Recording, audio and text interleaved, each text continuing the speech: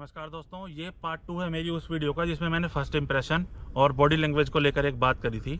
तो ये मैं सोचना कि मैं अपनी बड़ाई कर रहा हूँ, लेकिन मेरा एक दोस्त है, या मेरा एक दोस्त नहीं, 2-3 मेरे ऐसे दोस्त हैं जो यंग हैं, जिनको ऐसा लगता है कि जहाँ जाएँ लोग उनको पूछें, लेकिन अनफॉर्चुनेटली ऐसा होता नहीं है।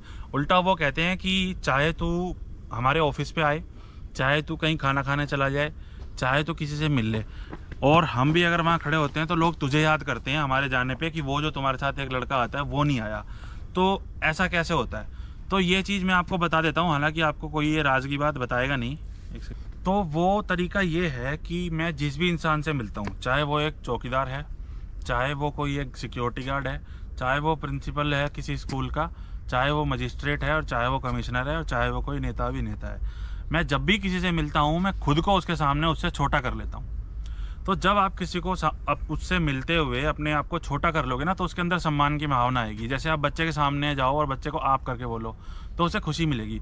उससे क्या होता है कि उसके अंदर से पॉजिटिव एनर्जी निकलती है आपके लिए, और आपकी एब्सेंस में जब भी वो आपको याद करेगा कि भाई वो इंसान आया था जिसने मेरे से तमीज़ से और मुझे सम्मान की भावना से बात करी, उसने मुझे महसूस कराया कि मैं भी इस दुनिया में कुछ हूँ।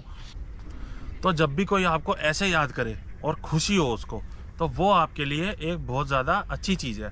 आज के युवाओं के साथ समस्या क्या है कि उन्होंने हाजिर जवाबी सीख ली है। कोई कुछ बोले फटाफट उसका उल्टा जवाब देना, बदतमीज़ी करना, हर चीज़ को मजाक बना देना। ये जो स्टैंड अप कॉमेडियंस ने बदतमीज़ी करनी शुरू कर दी है, इससे बच्चों के अंदर ये आदत आ गई है कि वो सीधा जवाब देते हैं, उल्टा जवाब देते हैं और हंसी में बदल देते हैं हर चीज़ को। तो ऐसे फिर एक दिन ज़िंदगी भी उनकी मजाक ही बन जाती है। हर चीज़ में बदतमीज़ी, हर चीज़ में हंसी मजाक। आजकल अगर आप देखोगे तो युवाओं का पोस्चर ही, बॉडी लैंग्वेज ही ऐसी है कि सीना चौड़ा करके खड़े होते हैं, और कुछ भी हो अपने यूँ खड़े होंगे, और बोलने का तरीका ही उनका बदतमीज़ी वाला होता है। तो इस चीज़ को माता पिता सिखा सकते हैं, और उनको सिखाइए कि बेटा आप दूसरे के मन में जब अपने लिए सम्मान पैदा करोगे तो आपकी ज़िंदगी में आपको कोई रुकावट नहीं आएगी, कोई अड़चन नहीं आएगी। और यही तरीका होता है कामयाब और सफल जीवन का। आप सोचते हो किताबी ज्ञान से कुछ हासिल होता है, तो किताबी ज्ञान से आप एक रोबोट बन सकते हो। एक अच्छे इंसान बनने के लिए आपको सामाजिक ज्ञान होना भी ज़रूरी है। अगर ऐसा ना होता तो आप सोच के देखो, फिर तो सिर्फ आईपीएस की इज्जत होती, कांस्टेबल को क्यों पूछता कोई?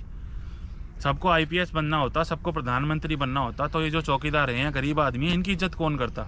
लेकिन ये इज्जत इनको इसीलिए मिलती है, सम्मान इसीलिए, आदर इसीलिए मिलता है कि इन्होंने अलग तरह से स्नेह कमाया है, पैसे कमाने के लिए या पोजीशन हासिल करने के लिए नहीं। मैं आपको एक लाइन बताना चाहूँगा कि बच्चों में बच्चा मैं और बड़ों में उनसे छोटा, जो मैंने खुद को कुछ समझा मैं सिक्का सबसे खोटा।